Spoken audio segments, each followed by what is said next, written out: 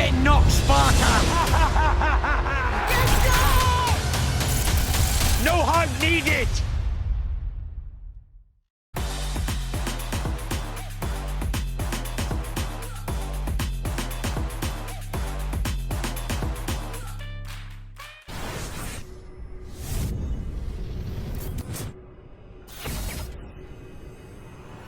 Good. Welcome to my world, Bob. Right, good. I'm looking forward to it. I've been in your world for a long time now. You're coming across the pond to see me. I know. I was with some Vegas people last night, and they're bemoaning the fact that they're not seeing you over here in this upcoming fight. But I told them that you belong to England as much as you do to the United States. And we've got to break some records, Bob. We've got to break all records in UK with this massive Bob, gate. let me ask you about that. Bob. Ali Sphinx 2, I believe, was the largest attendance-wise fight that you've promoted in your career. And if this one, 80,000 in the first day, possibly 94, would this be the largest fight attendance? Previously, the biggest, from attendance standpoint, that I promoted was John Tate and Harry Coetzee in South Africa, in Pretoria, 82,000 people. Wow. So this is set at this point in your career to break that record and to do it with this man, Tyson Fury and Dillian Whyte. Who better to you, right? That is correct, because only Tyson could bring out an outpouring of fans like we've seen here in the UK. It's going to be an epic. I'm bringing sexy back. Well, of course, we could chat for days, but we have a ton of media that is on the call. This is a media conference call, so I wasn't aware. I thought it was just us. I mean, you and I have done this once, twice before with just the two of us and nobody else at a press conference. So we have had the experience, but we will now get to all the media that is waiting. If you would like to ask a question to Frank, to Bob, to Tyson, and then, as I mentioned, Dillian Whyte will be joining us after on the call as well. Either raise your hand or message Evan Korn, and we will get you into the queue as we get prompted for our first question. We're going to go to Dan Rafael. Dan, your question and to who it's for? Hey, thank you very much, Christina. My first question is for Tyson. Are you there, Tyson Fury? Hi, Dan. Hope you're well, buddy. I'm doing great. It's good to talk to you, Tyson. I wondered if you could just give me your perspective on what it means to you and the significance to you to be fighting at home for the first time after having your last several fights and making a very big name for you around the world and in America in your last 3 fights with Wilder, but now going home finally, and not only going home, but doing so in not just any old event, but as has been discussed, what will probably break the record for the biggest attendance in the history of British boxing. Yeah, it's absolutely fantastic, Dan. I've been on the road since 2018. I've been in some tough fights around the world, and it's finally good to come back to break all records on UK soil in such a long time. To be fighting at the National Stadium in Wembley, London, it just shows you how much the fans support me, and I'm overwhelmed. Like I said earlier, I'm overwhelmed with the support that I've been showing since the comeback, really, since the second career. It's been absolutely fantastic. And I just want to say a massive thank you to every person who bought a ticket, who made this event possible, because not only me and the promoters and the opponents made this event happen. Without the fans, then there would be no event. That's a fact. So we owe a massive thank you to everybody who spent their hard-earned money on a ticket. And we're going to entertain like nothing we've ever seen before. So I'll ask you this, Tyson. Are you, first of all, you're not going to be facing Deontay Wilder for the first time in a while. So that's got to be a change of pace for you. If you could discuss finally facing somebody different, but also how surprised are you that there was, I knew there'd be a big crowd, but are you a little bit surprised that it's that big, that they have welcomed you with this much open arms and it's become this big of an event and not just, a good, solid, big time heavyweight title fight, but the biggest of all time? Yeah, I'm not surprised, because I knew how much support I'd been getting over social media and fan mail and stuff. I knew how much people have appreciated the comeback and the mental health return and all that. So I wasn't surprised, but to sell Wembley out in like a few hours That was it was crazy for me, and it was really happy times for me and my family. Not only because of the fight that got made with me and Dylan on All British Showdown, but like I say, for all these people to show the love that I've been shown in this massive event, it's absolutely fantastic. And to be home back in England, the capital city, Wembley. It's fantastic. I can't really say much more than I'm overwhelmed, and it's absolutely fantastic to be a part of this massive event. It's going to be a great night of boxing and a real show, as we always do. Thank you, Dan. Up next, Jeremy Herridges. Jeremy, go ahead. Hi, Tyson. Thank you for taking the time. I know that you've talked about the possibility of retirement. Some people within your circle have said that's not true. Where are you in your mind with the idea of retirement at this moment? Well, to be honest with you, I'm only thinking about Dillian Whyte at this moment. I'm not thinking about retirement. That'll all come after I've had a fight. We'll think about what's going to happen and what the future holds for me. At the minute, I've got a massive task in Dillian. A lot of people are underestimating Dillian Whyte, but not me. I give the guy all the respect he's deserved throughout the training camp. I've been training since January. I've been breaking all records in the gym. I've been feeling good, looking good.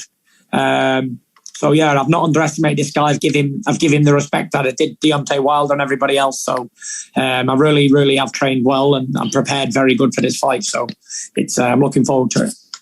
You, before the fight with Deontay Wilder, you certainly had your words with each other, but you always said he was the second best heavyweight to you. Where do you think Dillian Whyte falls in line there? I think Dylan's definitely a top 5 heavyweight for sure. He's definitely in the top 5 heavyweights. He's the number 1 ranked WBC contender. Like everybody knows, he's been the mandatory challenger for like 147 years. So yeah, he deserves his shot. He's getting his shot at the title, and that's it. There's not much more we can say.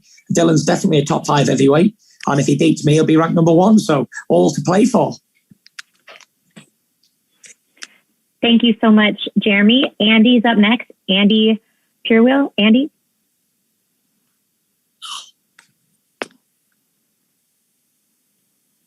Tyson, can you hear me? Yeah. All right. Tyson, how you doing? I'm good, mate. Good stuff. Tyson, I was just wondering, obviously, throughout your career, we've seen you box in various ways, whether you're orthodox, southpaw, on the back foot, coming forwards, getting rough, getting involved. To counteract what you feel Dillian's best at, how do you feel you'll approach the fight to be successful against him? We'll make that decision as soon as the first bell goes. So it's up to Dillian, really. Whatever he wants to do, then we'll accommodate him, because that's what good champions do. We adapt to the situation, the environment that we're in. Tyson, I'm also just one more. I'm just also interested to know, throughout your career, you've been used to kind of, especially recently, those big fight build-ups where you've had interactions with your opponent. Granted, in the third Wilder fight, Deontay wasn't as forthcoming as what maybe people would have thought.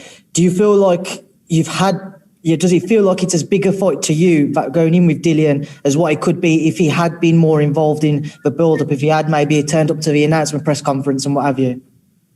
I don't think it really matters, to be honest, because if the fighters speak a lot or they don't, it doesn't really matter when they get in the ring. After that first bell goes, it doesn't matter what he said, what I said. It's all down to the fists and the game plans and who does what on the night. So whether the opponent wants to talk a lot or they don't, I know it's a big fight. We sold 94,000 tickets.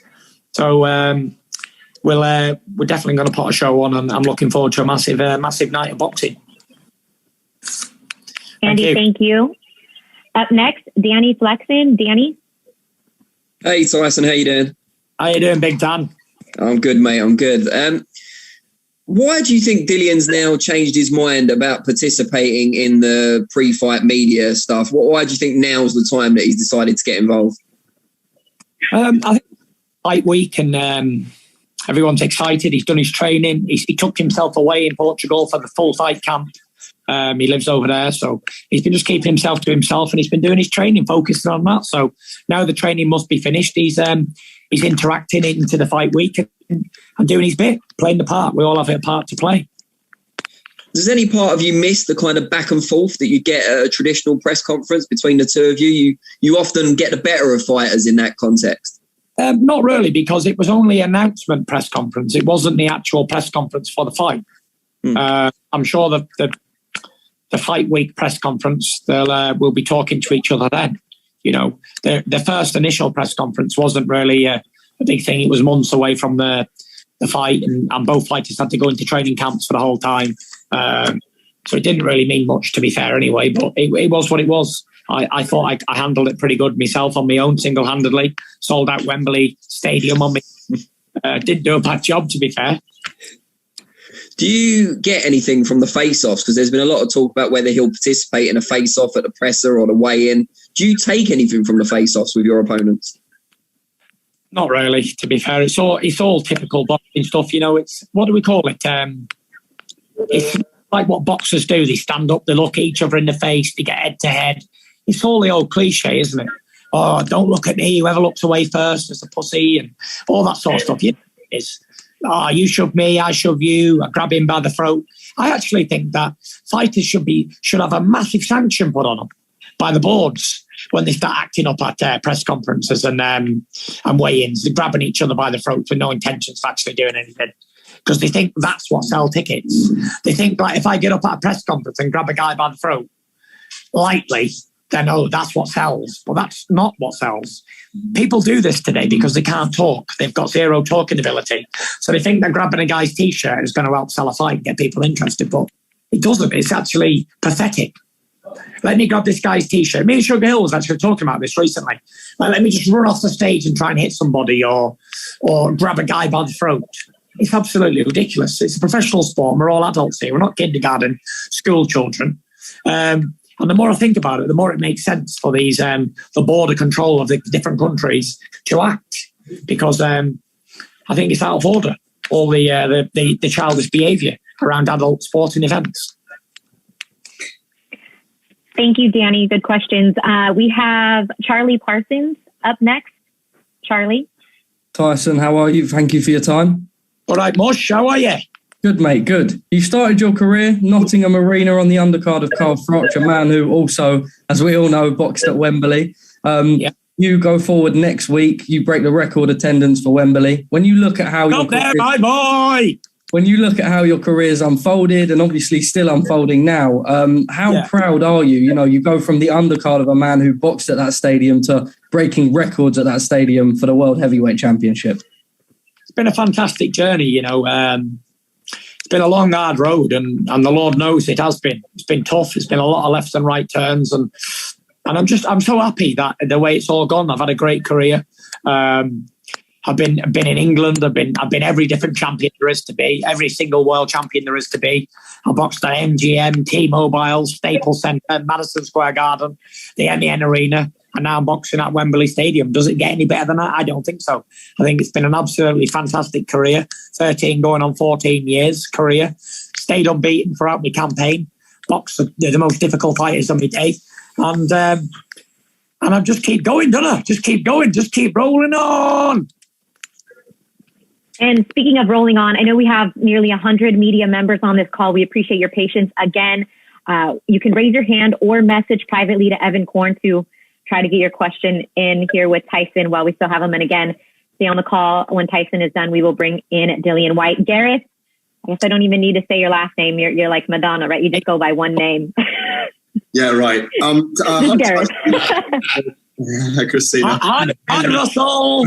With the friggin' sunglasses. It's evening up there. It is evening, but it is sunny. Tyson, can I ask you, do you enjoy the distraction from this point onwards? And what is the biggest distraction for you in fight week as you're preparing mentally for, and again, a very important, maybe the most important fight of your career? Yeah, I enjoy the build-up to the fights. You know, it's show business, isn't it? This is what I was built for. I really do enjoy all the hard work's been done, training's been done. And I really enjoy the build-up to the fight, the big fight weekend. Everybody's excited. Everybody's got the jitters. Who's going to win? Can't wait. Are you watching it on Saturday night? All the lads round the pub, all the lads in the building. It's fantastic. I absolutely love all the press conferences, the head-to-heads. The whole fight week's amazing for me. It's always been an amazing experience. And I'm actually privileged to be a part of something that I'm good at and that I enjoy, the build-up to a massive fight. For me, it's not like, oh, I'm going to the guillotine and going to have a fight. It's like, damn, I'm going to be on TV. And it's just amazing. I'm really happy to be a part of getting paid for a job that I absolutely love to do. And I think when you're in that position in your life, if you get paid for something that you love to do, you probably do it for free anyway, then you're in a fantastic position. And it's been an amazing roller coaster journey, and I wouldn't change it. I wouldn't change it for the world. And Tyson, hand on heart now, when the bell rings Saturday night, St George's Day, Wembley Stadium, we're all there, 94,000 people, millions watching at home. When that bell rings, in your mind, tell us what you're visualising you do to Dillian Whyte. I don't really visualise anything. You know, a lot of fighters, they have tunnel vision and they envisage themselves winning fights or whatever. I just take it all in. I enjoy the moment because, you know, I'm obsessed with time. And I'm obsessed even more with moments in time. And as human beings, we only have a certain amount of moments in time. And these are my moments in time. And I got to take every second as a blessing, because that's what it is. I've been blessed abundantly to be at this stage of my career and be in this position in my life. And it's all time that you can never get back. Once it's passed, you never reverse that clock back. So I enjoy it. A lot of people look forward to what they're going to do after the fight. They're going to go out, they're going to go on holiday, spend time with the family, but not me. I like to enjoy every second I'm in that ring. And for me, it goes very quick. Even if it's a 12-round fight, it goes like 2 minutes. I wish that we'd do a fight for like a full day long, like a full day of fighting. That would be more my style, and just enjoy it. Just enjoy getting punched and punching someone in the face. It's absolutely fantastic. And for people who know what I'm talking about, they'll understand what I'm talking about. But from the average person looking in the thing, that's something a lunatic would say. But, you know, I really enjoy it all. I enjoy the fight game, or else I still wouldn't be in it after all these years. I really do love it. And it's probably the only time I'm actually truly happy. I'm really happy when I'm in the boxing ring getting thumped in the face and you know, have to climb off the canvas, or a big dramatic finish, or a big dramatic something's happened in the fight. It's all very entertaining for me in my life, and I really look forward to it all. Many more questions. There's hundreds of people on the call, so I'll pass it over. Thank you very much. No problem. Take it easy, guys. Tyson, I'd be remiss if I didn't ask you. I mean, you finally get to prepare with Sugar for someone other than Deontay Wilder. I know he's been excited about preparing for somebody new and getting you ready, and then having a training camp too there in the UK as opposed to Vegas. Yeah, for sure. Sugar's really enjoying himself. He's had a fantastic time in this camp. He's in great shape. He's doing 100 press-ups a day. He really is enjoying it. We are enjoying it. You know, we are the dynamic duo. People know that. Our training camps are not grueling. They're not like doom and gloom. We're having laughs. We're dancing in the gym. We're singing songs. We're training in underwear. It's fantastic. You know, I don't think there's ever been a boxing duo like me and him who have more fun while in a serious training camp for the heavyweight championship of the world, or any championship of the world. We really do enjoy ourselves. It shouldn't be doom and gloom. Like I say, you should enjoy your job to the utmost. And we really do. We really do enjoy ourselves, and we enjoy every moment because we know we're very blessed and lucky to be having this moment in time. And today is our time. So we enjoy it. And you've had some epic walkout moments here in the States. Do you have something already in mind, something special planned for Wembley on the 23rd? Yeah, we've got a special ring walk entrance planned, and it's going to be fantastic. It's going to be worthy of the Wembley Stadium 94,000 fans. Any hints? Can't hint, but you're going to have to tune in to find out. I tried, you guys. I tried. All right, TC Martin is up next. TC, you ready to go? Yes. Tyson, what's going on, buddy? Hey, buddy.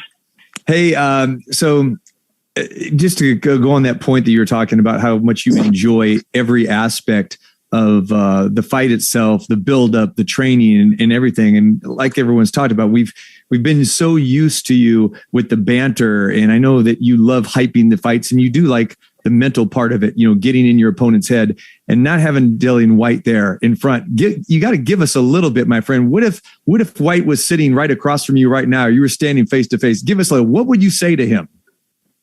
You know, you never know what you're going to say or react to somebody until you're in front of them. People talk a lot of stuff, good game. But when you're in front of a man, and you're looking in his eyes, and he can do anything to you at that moment, you really don't know what you do until you're faced with that situation. Now, I could just say I'd say this and say that, but in hindsight, I wouldn't really know until I was there in front of Dillian Whyte. And that's going to be this week or next week, rather. So we'll find out. And your last few fights have been here in Vegas, and has your training regimen changed a little bit? Because we know before you would train some there, then you would come and train some here. Tell us what that's been like for the last 6 or 8 weeks. It's good. We always like to do different training methods. We've been playing a lot of golf for this fight. We've been doing a lot of air driving the greens up on the golf course here in Lancashire, in Morecambe Bay. And I think that's really improved my right hand and putting the shoulder into the shot and really driving it through. Driving that ball like 400 yards. It really does help. And we've been doing a lot of that. We practice a lot. We maybe shoot 150 to 200 balls a day as part of training. So we always do something a little bit different in every different camp. Yeah. Thank you, TC. Up next is Matt from Into Boxing. Matt? Hi, Tyson. Thanks for giving us some of your time. Hi, Matt. Are you into boxing? Definitely am, but I definitely am. I wanted to ask you, this is the first fight where you'll have your dad present there in the arena. How pleasing is that for you? Obviously, because you've had them trips away to Vegas and he's not been able to be there. How pleasing is it to have him there with you? Yeah, it's good that my dad can come to the fights, and I think my dad may be on the undercard as starting. So he might be too drunk to see the fight by the time he gets in his first victory since the 90s. So he might be absolutely blinded by the time it comes around. But yeah, it's good to have my dad there, obviously. My dad's done a full camp with me this time. He's been in camp with me the whole time, watching over things and taking a few heart attacks in camp and all that sort of stuff. But yeah, it's been good. Overall, we've had a good, really good training camp, and I'm sure he's enjoyed it. And to be a part of it, where he's been away for such a long time, out of the training camp. I think the last camp he was at was in 2018 when I boxed last year in the UK. So it's been a while since he's been to a training camp, because I've had all the rest of the fights in America lately. So it's been good job me dad here. He's been a good asset to the camp, and he's kept everyone on the straight and narrow. And finally, the last one from me. How big a role has faith played in your comeback since you've obviously come back from the mental health struggle? Your relationship with God, and obviously, how has that played a part, throughout this journey? It's always played a massive part in me. Without faith, we have nothing. So I've had faith from the beginning that I'd be heavyweight champion of the world. I had faith when I was 400 pounds, 28 stone, that I'd regain heavyweight championship of the world. So my faith is unshakable. And I'm very, very, very strong with the faith, so it can never be taken away from me. You can take anything away from a man. You can take his money, you can take his fame, you can even take his freedom. But one thing you can never take is a man's faith, until you kill him. So that's how she rolls. Thank you, Matt. A couple more here before we let Tyson go. Cole Whiston, Cole. Hi, guys. Thank you. From Boxing World Weekly. Good to speak to you, Tyson. Whyte is obviously a hard puncher, but you're no stranger to that. But do you think after the shots that Wilder landed in your trilogy that any man can keep you down? No, I think when you're blessed by God like me, it's hard to keep a man down like this. People have been trying to put me down my whole life. When I was a little kid, 10-year-old, I weighed about 4 stone in weight. I don't know what that is in pounds. I was very light. I was skinny. And people put me down then. People used to put me down in school because I was stupid. Didn't work. People put me down all my life because I was tall and lanky and fat. And then people put me down now. He's slow, he's chinless, he's this, he's that. Then you go and win world championships and they still put you down. And then you have a mental breakdown and they put you down even worse. And then you balloon up to 400 pounds and they say, this man is finished. And then you come back from that and they started to put you down again and again and again. And the moral to the story is life will always try and bring you down, but you should never, ever give in to it and keep fighting and keep battling on, because tomorrow's a new day and you never know what it's going to bring.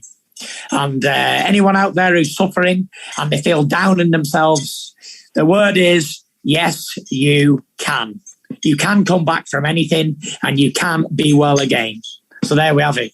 Never let anyone put you down in life, because you never know what you can achieve unless you try. That's awesome, Tyson. And my final question is actually for Frank. In your illustrious career and Tyson's illustrious career, where does this fight rank in excitement for a Fury fight?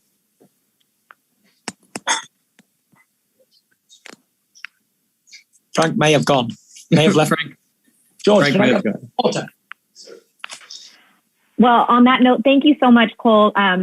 Tyson, we got to let you go. Your opponent is on the line, getting ready to join in for what will be his first media experience. So your parting words to everybody that's joining us, to the fans, until you see them next week, fight week. Yep.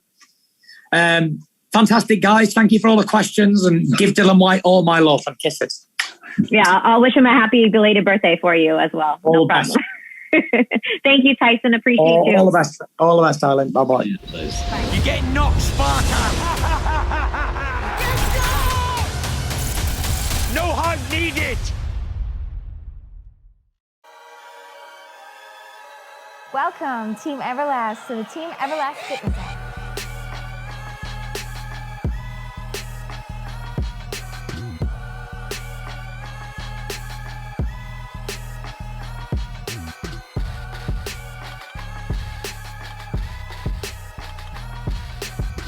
Download the Everlast Fitness app and find your greatness within.